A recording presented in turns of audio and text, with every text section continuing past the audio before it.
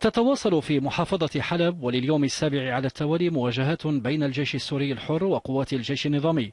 يسكن محافظة حلب قرابة 4,500,000 نسمة موزعين على عدة مدن في حلب وريفها المكون من 10 مدن: حلب المركز، مدينة منبج، الباب، أعزاز، تل رفعت، عفرين، دارة عزة، السفيرة، عين العرب، ومدينة جرابلس. المعارك تدور في مدن محافظة حلب البالغة مساحتها 19,000 كيلومتر مربع وتمثل 10% من مساحة سوريا. أكبر هذه المدن هي حلب، والتي تدور فيها مواجهات مسلحة بين جيش الأسد والجيش الحر. مدينة منبج كانت قد دخلت تحت سيطرة الجيش الحر ضمن حملة السيطرة على حلب، كما سيطر الجيش الحر على مدينة الباب بعد مواجهات مسلحة مع قوات الجيش التابع للأسد. مدينة أعزاز هي الأخرى دخلت ومنذ الأيام الأولى لمعركة حلب كما يسميها الجيش الحر، وذلك تحت سيطرته. ولم تتوقف مناطق سيطرة الجيش الحر عند هذا الحد، فقد استعاد السيطرة على مدينة تل رفعت التابعة لريف حلب بعد معارك مع قوات النظام. كما دخلت مدينة عفرين هي الأخرى تحت سيطرة الجيش الحر بعدما قال الجيش إنها معارك تكبد فيها الجيش النظامي خسائر فادحة. مدينة دارة عزة هي الأخرى لم تصمد طويلا أمام تقدم الجيش الحر للسيطرة، كما سيطر على باقي مدن ريف حلب المتمثلة في مدينة السفيرة ومدينة عين العرب بالإضافة إلى جرابلس.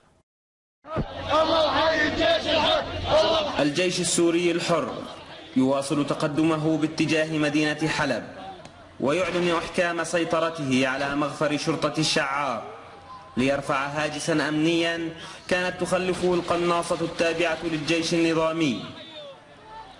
تقدم عسكري وجد صداه بين السكان المدنيين الذين رحبوا بما اعتبروه نصرا على قوات النظام. فيما يؤكد عبد القادر الصالح قيادي في لواء التوحيد في الجيش الحر أن السيطرة على مدينة حلب لن يستغرق سوى أيام معدودات. الجيش الحر الآن مسيطرين على مناطق في حلب. الأهالي يقدمون لنا الدعم بفضل رب العالمين، دعم مادي ومعنوي لوجستي كثير كبير. بالنسبة للدعم المادي ما شاء الله كان يعني أشياء كثيرة.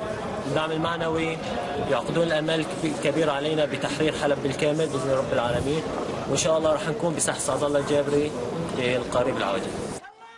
ورغم ان النظام السوري اعتبر استخدام الطائرات المقاتله والعامود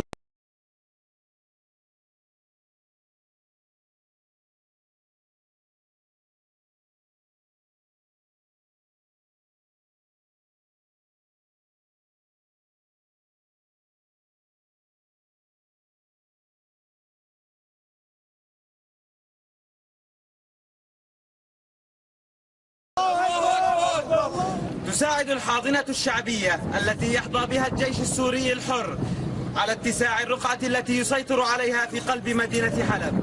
محمد زياد، الجزيرة، من مدينة حلب.